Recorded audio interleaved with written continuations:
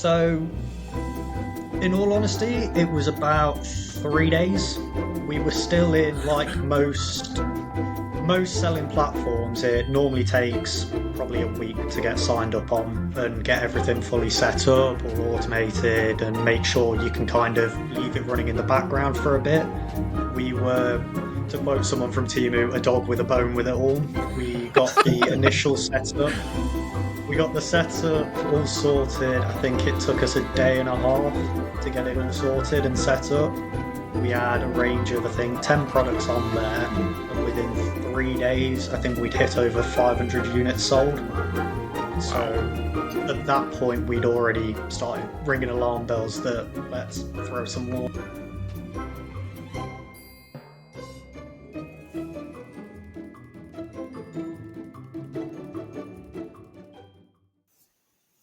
Welcome to the Ostrich Report. I am your co-host, Vinny O'Brien. Joining me today in Cape Town is my good friend, Hendrik Labscher. Hendrik, you want to say hello? Hello, folks. Yes, it's me down here from Cape Town. It's a beautiful day. It's even a better day because I've got a man that's very close to my heart, not you, Vinny. It's Reese Sandberg from Exploded Sweets.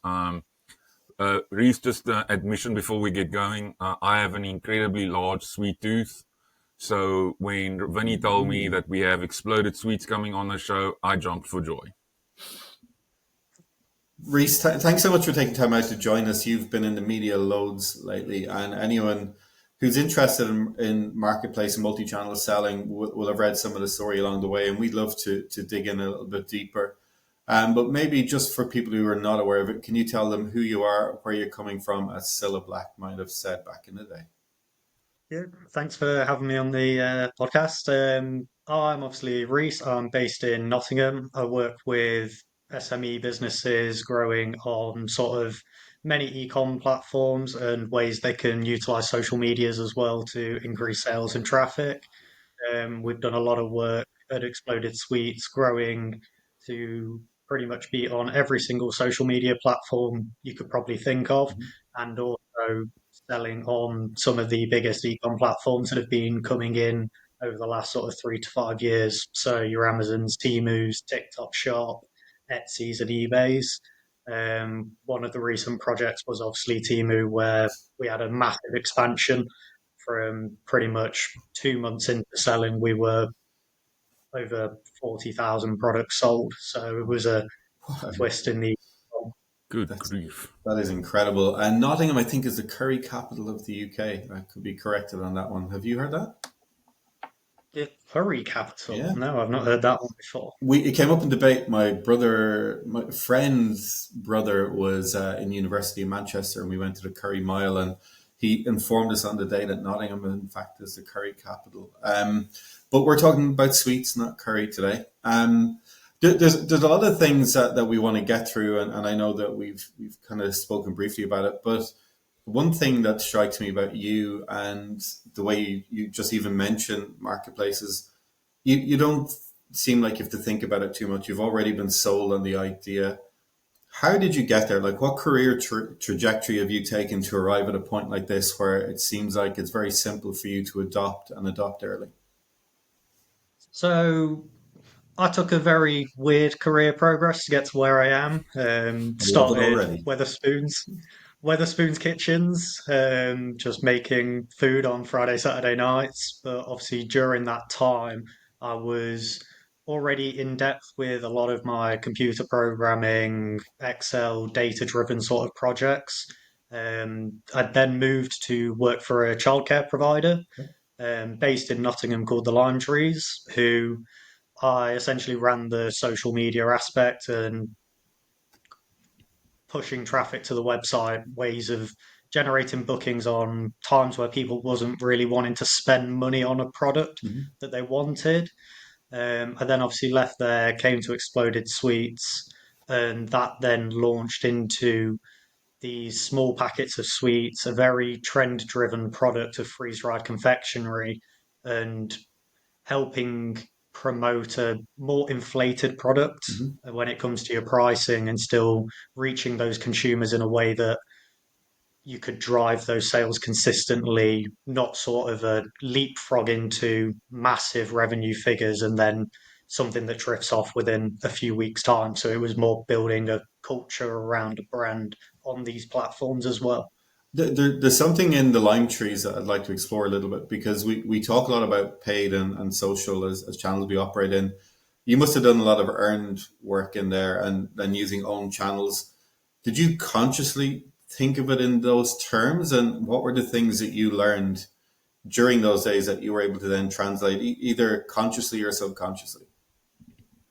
So the thing that I managed to learn from what the service we were providing people was the way people look at something they're not really willing to invest in, Hmm. even if it's a requirement and not a requirement. So it's how you would be able to target these people in a way that not only convinces them, but also justifies the decisions they're making in what they're purchasing from you. And how did you create that sense of I will now invest in it? Because some people talk about spend. You use the word invest there, and it doesn't feel like it Hmm. wasn't deliberate. So that comes from the core of building, obviously, your brand behind what you're providing. Hmm. So no one ever buys something for the first time they see it. You've got to constantly have these implants into people's brains where we currently use it at Exploded Suites, where this cross-platform approach of being in people's faces. So, for example, people's attention spans at the minute, they'll scroll through, say, 100 TikTok videos within 10 minutes, Hmm. but then they'll potentially get bored. They'll get a text message or a WhatsApp off something, go off that platform, and then more commonly, they won't go back to TikTok. They'll go, say, onto YouTube or Facebook. So, having that cross-platform advertisement as well. If they've seen a video 10 minutes ago on TikTok Yeah, of your brand, your product, and then they come on to something else and they're seeing not the same content, for example, so you don't just repurpose the same video on everything, but more of a twist or a different take on what you've already shown them and displayed, that helps build those imprints into people quite early on. hmm, So, where most people will commonly have to see something maybe 3 to 5 times before they'll then go into that research phase of having a look what it is you're offering before buying. If you manage to funnel that in within sort of the first 20, 30 minutes across different things, hmm. they will have it in their head that you're not just something that's come up over the last 30 minutes, you're something that in their head is recognized as, oh, well, I keep seeing this. And it could have been 2 weeks, 3 weeks, but they don't process it in that way. Yeah. So you're able to funnel people's approaches to that brand trust quicker. It's really interesting, and as I think about it, I go back to things like Willy Wonka because sweets are kind of a nostalgic part of our Hmm. lives. There's something you associate with being a kid, and then revisiting as you get older, and it must be really difficult on one side to control yourself to say I'm going to try and focus on the discipline of doing the right things versus this is something that we're going to have this scattergun approach. It feels like yours was very deliberate, but maybe just take us back to where Exploded Sweets was when you joined them as a brand. Did you have to make a huge amount of cultural change, or were the raw ingredients there for you then just to build your knowledge and channel knowledge across the different outputs? So when I started, Exploded Sweets were trading on their own websites. They originally grew from their Etsy channel. They were selling on eBay and TikTok Shop. Obviously, TikTok Shop, the way it normally does with new brands, massively pushed it out. They were driving a decent amount of revenue, but that obviously starts to drip off the more you're selling on there because what you throw out is quid pro quo really with what you get back out of it. And it was a lot of investment in time and infrastructure we didn't quite have at that point. So when I came in, I was quite lucky that the target market that we were selling this product to was still quite similar to the target market I was aiming at previously. Okay. So with childcare, it's parents who are having to send their kids to these holiday camps. after hours sort of school clubs, and with the new trend of freeze dried sweets, it was quite the same people we were targeting. It was parents looking to buy this trending product that their kids would have seen and buying it for them. So, in terms of the demographic that we were targeting, the way I approached that was still quite similar. It Hmm. was just a completely different thing I was providing them essentially. Instead of childcare, it was sweets. Bit of a weird difference. Hmm. So what I'm hearing from you, Reese, is that initially you started with using established channels. Why did you then try to go to a pretty new platform, Temu? So we went to Temu. I was a bit paranoid at first with it because we'd launched on a few platforms that were meant to be up and coming. But obviously, with some bad reputations, we'd launched on them in the past and they hadn't really been fruitful, maybe like two, three orders a month sort of level. But the way I saw Temu, my mum shops on it loads, Mm-hmm. sister does as well. So I knew there was a customer basis there that our product would potentially sell well to.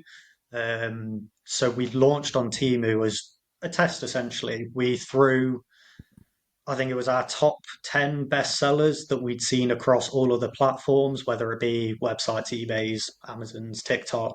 And we launched those on there just to essentially test what the market would be, who's buying on that platform, is the product as successful on this platform as it is on others, the growth, conversion rate, stuff like that. Those key metrics you look at to depend on what your product is. So when we launched on Temu, it was fully just a test basis. I actually didn't expect what it turned into originally. So on that, when did the light go off saying, "Whoa, this is a channel that I need to do a lot more for"? So, in all honesty, it was about 3 days. We were still in like most selling platforms. It normally takes probably a week to get signed up on and get everything fully set up, all automated, and make sure you can kind of leave it running in the background for a bit. We were, to quote someone from Temu, a dog with a bone with it all. We got the initial setup. We got the setup all sorted. I think it took us a day and a half to get it all sorted and set up. We had a range of, I think, 10 products on there. Hmm. And within 3 days, I think we'd hit over 500 units sold. Wow. Wow. So at that point, we'd already started ringing alarm bells that let's throw some more at this. And did it help internally that you were getting traction so early and it was so easy to onboard? Because I know onboarding can lead to internal challenge when it comes to Mm-hmm. getting some sort of feeling that this is the right thing for us to do. Like, if it takes 6 weeks, you're kind of pulling your hair out, Oh, saying, "Oh, we'll be there, we'll be there." How impactful was something like that? Having that speed of being able to get things set up and sorted was so nice to have. Obviously, in my time here, we've set up on four different platforms, and the investment we put into it was hindered on those long time setups because it's like, well, we're not actually selling anything yet. Where's this time going? What's the benefit of it? And then when you finally go through that, say 4 week setup, and all you're getting in return is these drip fed 4 or 5 orders, it's a bit of a slap in the face Yeah. essentially at the end of mm-hmm. it. But with Timu seeing this tiny investment of time and effort for them, what the return we've got out of it, that's priceless in terms of Wow. return. And just for those of us, we've also learned that it's Temu. The guys told us a couple of weeks ago on a call. So even though we're all calling it Temu, I'm not going to correct anyone, just putting it out there for the record. Could you also explain to us maybe how you onboarded? Was it direct integration, Reese? Maybe for the technically minded amongst us, because I think marketplace audiences tend to be self starters or people who like doing things themselves. So the initial setup, in all honesty, I will do myself an injustice here and say I'd actually originally done it wrong. Oh, wow. Obviously, with say an Amazon seller center, you can set up to either sell in the UK, the US, wherever. I'd actually clicked through the wrong link to sign up as a seller on Temu. and I was going through the complete Oh my wrong God. way. So I ended up reaching out to what is probably our unofficial account manager, guy at Temu called Tom. I searched my LinkedIn for anyone that worked in the UK at Temu, Is that Tom connected Evans? with him, and Tom Wintle. Tom Winter. Look, shout out to Tom. Yeah, so I'd messaged him saying, having some issues. This is the brand. This is what we're like. This is what we sell. Want to get on the platform. Can you give me a hand? Within 5 minutes of me sending that message, he'd sent me his phone number and I was on a phone call with him getting it all set up. Wow. Um, so going through that process, you obviously have your whole pain points of setting up, which is filing all your business registrations, tax documents, but the speed in which we managed to get all of that sorted was ridiculous in comparison to most other sites. But then moving forward from that, it was just so easy to the product listings within themselves. For example, on Amazon, you can spend like 15 minutes writing a product listing form, Yeah. Mm-hmm. whereas on Temu, it's I ballpark 5 to 10 minutes at best. Wow. All you essentially have to do is make sure you're listing the correct specifications and compliance documents. Can I ask, going Wow. backwards a little bit, to talk about the demographic side of things? You mentioned that your mum shops in Temu. I shop there as well. How Me too. confident? Me too. Me too. Me too. And let's not Yeah, forget that. hands up if you shop there. One of the things that I found really interesting in this story was your ability to find your audience seemed to happen really, really quickly. Were you confident, or had you done research, even if it's desk-based research?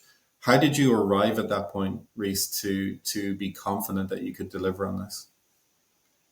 So, in terms of marketing, it is a lot of trust base. You've got to be trusting in yourself essentially to be able to get a product out there in front of the right people. Obviously, with working with Exploded Sweets for 18 months, I had a confidence in the product we were selling. We had reviews from other platforms. We knew what people liked, what people didn't. So then moving on to Temu, what we then managed to learn was not only how to sell better to our demographic, because the feedback you get on Temu is so quick with people leaving you reviews, what they like about the product, what they don't. Is it a pricing issue? Is it, we obviously do some packets where they're not resealable bags. Do people like that? Do people not? So being able to quickly chop and change our products in order to suit different demographics as well was great. But then we also learned that the people we were selling to now on Temu weren't just our number one demographic. We weren't just selling to these parents and young kids anymore. We were selling to these other older generations who are there shopping for other bits, but see these sweets and are, oh, well, what is this? Our product is now more discoverable by a much larger demographic of people. So it's Timu's helped us chop and change our products in a way that it's more universal on who we target. Yes, we still have our target demographic of where the majority of our sales come from, but it opened the door to these other markets that we can chop and change our product to suit their needs instead. Can I ask, because myself and Hendrik have talked before about marketplace sellers being the most innovative in e-commerce in general, and you've just given a mini masterclass there. I don't know if you feel the same, Hendrik, but you've talked about Uh huh. changing your product mix in real time, taking feedback, responding to it. Could you maybe just give us an example and talk through, like, did you change your pack size? Was it the type of packaging? Because you've kind of alluded to having to change packaging there, which I think is just amazing. So one of the tests we ran, we do freeze-dried sweet explosions. They're little balls that are crunchy and freeze-dried sweets. In order to do a little bit of a test on what people wanted, we ran the same product in different sizes and different actual packets. So Oh we wow. have a product which is packed in VFFS film. So it's all done on a packaging machine. So we've got a lower cost of manufacturing on that product. And what we did is we ran 50-gram bags and 150-gram bags of that product. But then in parallel, what we also ran is we've got like little doy packets with resealable tabs that are heat sealed. Um, and we also ran them as 50 grams and 150-gram packets. What we then managed to look at is yes, these 50 gram and 150-gram film packets were cheaper. Some people were actually buying the hand filled products more because, for example, the 50-gram bags people would normally commonly eat in one sitting, whereas the 150-gram bags aren't. Most people wouldn't, but Hendrik would. some do eat in one sitting. So we noticed the 50-gram bags were selling well in the film, but the 150-gram bags weren't. Whereas the 50-gram bags weren't selling that well in these pouch packets because it was a it was more expensive for the consumer. Whereas the 150-gram bags were selling well, even though it was a much higher cost product, they were selling just as well as the cheapest product because people liked the fact they could have it, seal it, Yeah. leave it to one side, and then come back to it in a few days and eat it again. You talked about the So, feedback loop. Sorry, Andrew, jump in. I was just going to ask about the feedback loop. You talked about it being quick. Over what time frame are you getting feedback, and then on top of that, how quickly are you as an organization responding to it? So the feedback we're getting, based off when the customer orders, we normally ship our orders within a couple of days, depending on the weekend, obviously. So by the time the customer's got the order, looked at it, we're getting that feedback within sort of 3 to 5 days, which is wow. really quick. So say, for example, someone orders something on a Sunday, we pack it and send it on the Monday, it's with them by Wednesday. They open it, give us the feedback on a Wednesday. We as a business are actually quite adaptable. So if they've given us some feedback, which is a massive, drastic change we need to make in order to ensure our product quality, we can have that change implemented by the Thursday. So any Well, order that then goes out at the back end of that week is to a higher product quality. one, can I just state the absolute obvious here? As somebody that works with brands of all shapes and sizes, CPG brands getting this kind of feedback. Vinny, I don't know about you, but I've not heard of these feedback cycles. One. Never. Two, the other thing that I find super interesting is in our call this far and in this conversation, you know what the word Reese has not mentioned is advertising. Not If yet. you deal with marketplaces like eBay, Etsy, insert whatever name, what is the one thing that you kind of get forced to do inside like a week? You need to start paying the piper, and now you need to pay to get eyeballs onto your traffic. Reese has not mentioned that. So Reese, tell me, But how do you? there's a clue, Hendrik, up top when he told us about his time in Lime Trees and getting Yeah, into but understanding audiences and earned audiences and places like that. So I I think the I right get person in that. the right role as well, though. I get that. But I think if our audience is listening, this is a new form of marketplace selling where there's not really like the pay to play space. And that is not what drives success. Is it the product iteration? Is it the fact that you are listening? What is driving that consumer coming back and saying, you know what, I want another order of exploded sweets. And I don't particularly care if this is the first one. How do you get to that place without spending a dollar of, or a pound of advertising? Sorry. So it's quite great with Temu, obviously, without spending any money on advertisement, is the way they put your product in front of consumers, where these marketplaces like Amazon, you're having to either pay to get your listing anywhere near in front of someone, or these eBays and Etsy's where the actual wording inside your product listing needs to meet certain search queries. What Temu does is far better because they will look at what users they've currently got on their platforms and show them the relevant products they already want to buy because of what they've already bought.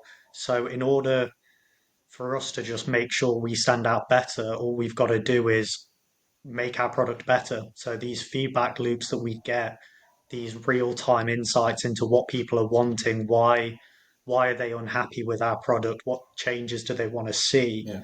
that is the crucial aspect of it. We're not paying to advertise. All we're doing is fixing someone's pain point and problem with the product. Whereas any other platform like your TikTok shop and eBay's, Etsy's, Amazon's, it's you can't do that. If someone doesn't buy from you again, short of going and contacting them and asking them what's up, why didn't you like it, you Mm. don't get that feedback. Whereas on Temu, it's within 3 to 4 days at best you're getting that feedback back from these consumers telling you what's making them stay, what hesitance do they have to want them to leave and not buy from you again. It's really unique getting that level of insight that quickly from a consumer Hmm. base that allows you to respond. I think you've got to have the culture to respond, first of all. The second part of Hmm. this, you've mentioned it a few times, is discover, the idea of discovery. You've got a very unique product in that it doesn't have latent demand. There's no one really out there doing search volumes or not in enough volume to allow you to tap into it from an advertising perspective. So it lends itself very well to the sort of advertising that you do. How do you then build funnels, or do you even bother? Because you've talked about this non-linear approach, Reese, to having content Hmm. available everywhere that it goes. How do you plan a campaign? Like even a simple thing like an entertainment video on TikTok, and you guys have driven millions and millions of views. How do you even get into that kind of campaign setting mindset? So we have a lot of built-in systems that will monitor where our traffic's coming from, where it's going, whether it's being fed to our website, is it our Facebook, TikToks, where that traffic then goes and purchases, we can sort of very loosely track and monitor. Obviously, short with the data protection and stuff that you've got, there's only so much you can do, but we can check our engagements on these platforms, see for example, most people who watch our content on TikTok, they'll either come to our website or go to our TikTok shop. On Temu, it is very much targeting these people inside this platform. Hmm. We do keep our campaigns separate. So the customers that we have in terms of brand loyalty, they do normally just come and shop direct on our website. These new customers in terms of growth and feedback that we're getting, these new customers we're finding on Temu due to the discoverability you've got on this platform, Mm. the demand we have there is high to say the least. And in terms of campaign planning, we normally differentiate those platforms out of each other. So we'll drive a different campaign inside of these platforms on their own. And then as they lead into these other funnels to say that we've got, we do branch them into obviously the website and repeat customer of our brand, not just on a shopping platform. So, in simple terms, you have millions of minions running inside your data systems to, number one, check that you have engagement. Then, based on that, you generate content. Then, based on that, you're using tools on the platforms to generate engagement. That engagement then leads to sales. And then it almost reads like you've cracked the code. Or am I missing something here, Reese? No, you've pretty much hit the nail on the head. The only thing you're then probably missing is that final step of that sale then turns into more feedback that then just funnels straight back to the start that you can then feed more into this. So it works as it's not just a funnel, as most people say, into one place. It is a proper loop of what we do to start with is pretty much what we finish with at the end, but the new feedback we get just constantly changes. So instead of it just being funneling people through until they no longer want it, it is just making sure this repeat customer life cycle continues to flow. Because someone who's been buying your product, say 8 orders, they might then get bored and don't want anything else. So the feedback you then get over those 8 orders, you then make something new for them to keep it there as well. And do you have people ordering that kind of frequency with you? Yes, I actually went through a few today and I was quite shocked that over the I want to say just over 6 months we've been selling on Temu. I found that a customer has actually ordered 48 times with Oh us my in God, the 6 months. that's Sorry, wait. incredible. Sorry, can you just say 48? 48, 48, I yes. would love Really? to verify. This has got to be a record for any brand anywhere. It's Yeah, I incredible. was having a look through and it was 48 orders within the space of 6 months of selling. And I think their first order was somewhere in between the first or second month. And they don't need a dentist at the end of 6 months either because of the freeze dried Oh, nature, come right? on. It was a consideration. I was having a joke with a few people in the office saying, as a loyalty bonus, might have to pay for a dental care. But yeah, it was But one of those. That's for me, incredible. Because you've talked about a feedback loop in the way modern marketing is kind of designed, not by choice, but the way that the systems mean that we have to operate within them. Have you thought about repeating this in other categories? Do you think you can, or is it Mhm. unique to the sort of product that you have? Hendrik, you're nodding. So we do sell a few different things. So we started mainly as a freeze-dried confectionery seller. We used to manufacture everything in-house and sell them. We did branch into normal confectionery. We call it raw stock because obviously it's unfreeze-dried. So we did branch into these sort of jelly sweets, chocolate, stuff like that. And we've seen the exact same stuff. Moving outside of confectionery, I'm arrogant enough to say I could probably do it, but it's not really something we've done just in terms of branding. But it must be really exciting given the category you're in and for the rest of the business to know that you've got this ability to excite customers to try new flavors, new products. It gives you this almost like a playground that probably doesn't exist in too many other places that you can, fail and fail quickly or succeed and succeed really quickly as well. And it seems like your ultimate success is going to be determined on your ability to satisfy those customers. Is that right or wrong or inaccurate, or how do you feel about it looking into the future?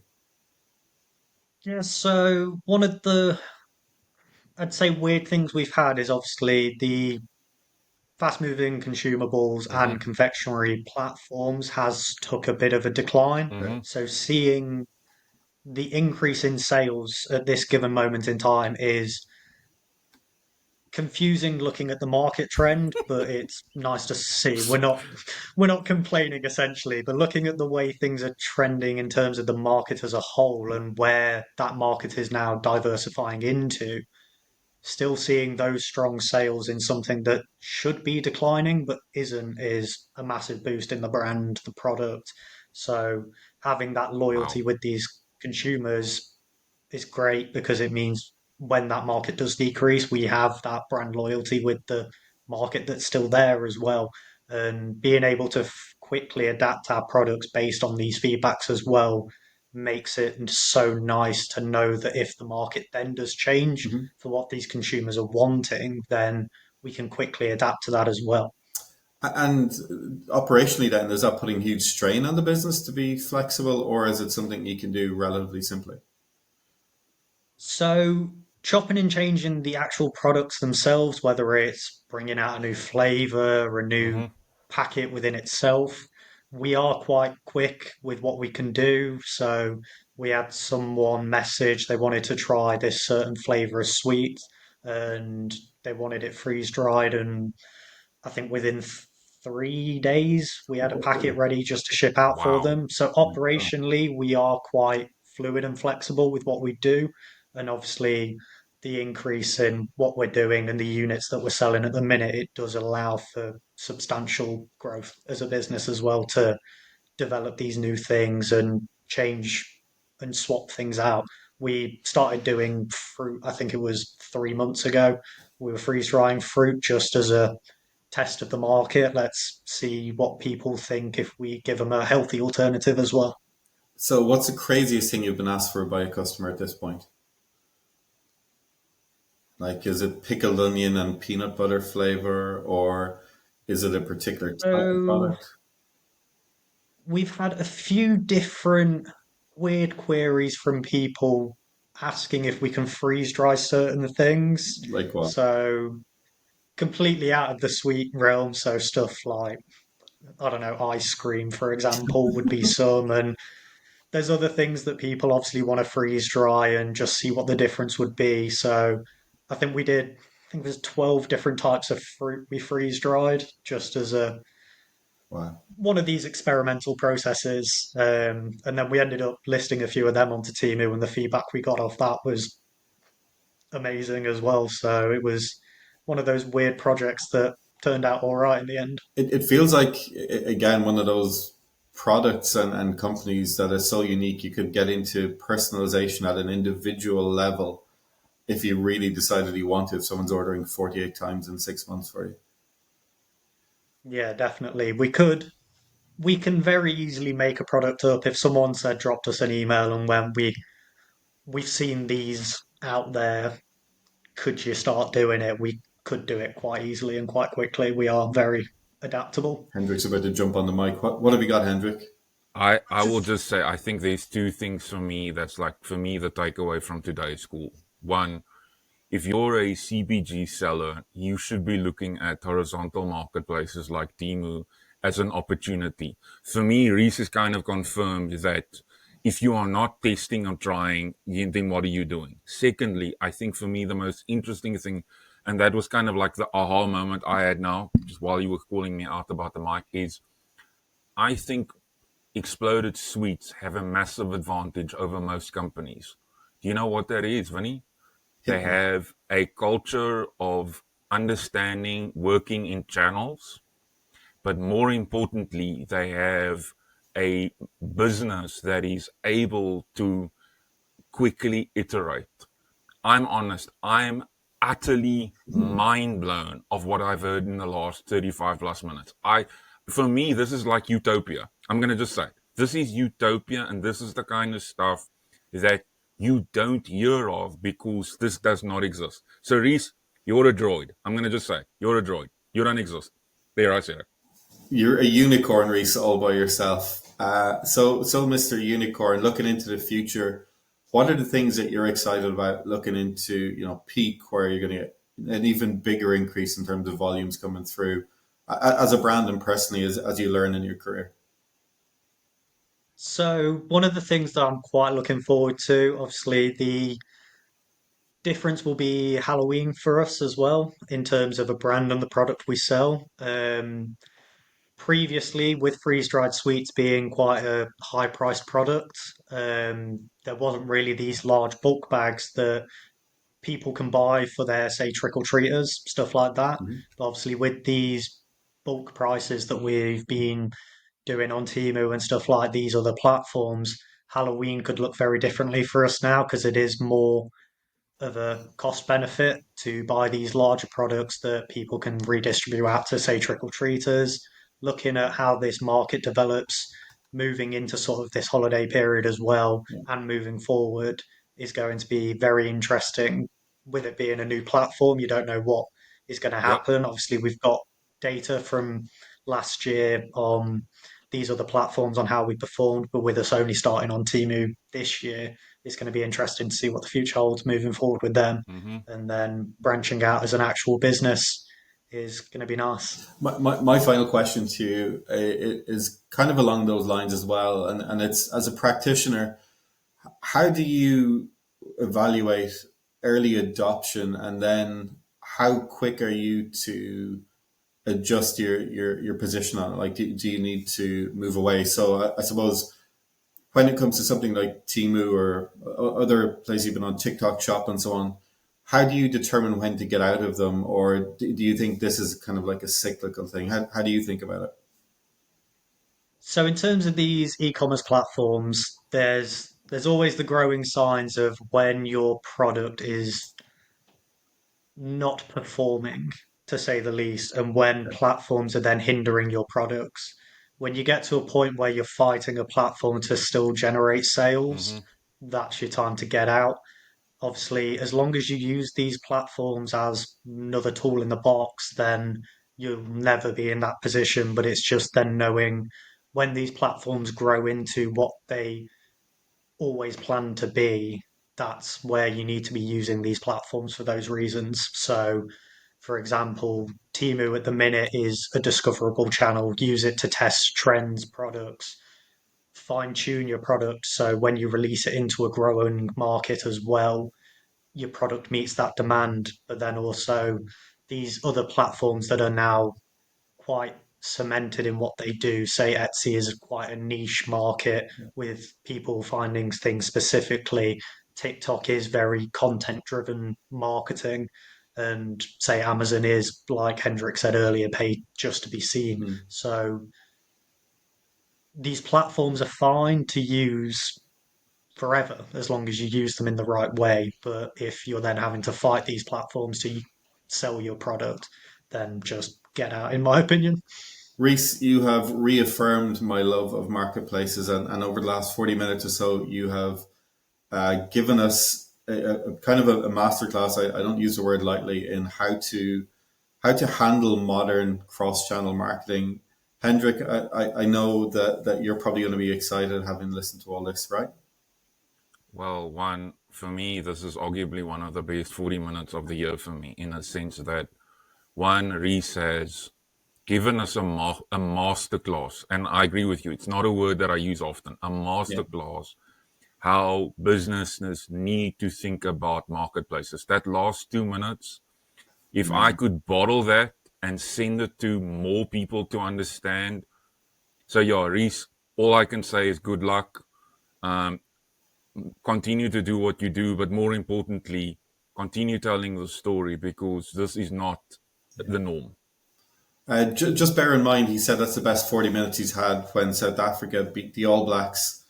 Had a particularly big 40 minutes about 2 weeks ago as well. So that is saying a lot for a man who loves his rugby. But look, just to echo everything Hendrik said, Reese, thank you so much for taking time out. We were really excited about having you on. I think having listened to you speak directly for the last 40 minutes has enthused us even further. And there's so much for us that we could probably do another episode just picking apart the things that you've said. It was absolutely brilliant. So thank you so much. Thanks, Reese. You Not are at all. awesome. Thank you for having me on. And maybe you'll come back on in a few years' time when you've done this with multiple other brands and say hello to us. And you look a bit older and more disheveled like myself and Hendrik. Already going great, don't worry. That's it's only the beginning. But look, thanks so much to you and to your team for giving you the time out this afternoon. Reese, we let you jump off, get back to the day job. Hendrik, don't know what we're going to do after that one. We're not going to beat that. Well, it's simple. I need to go. Thank you for having me on, guys. You're very welcome. Thank you very much.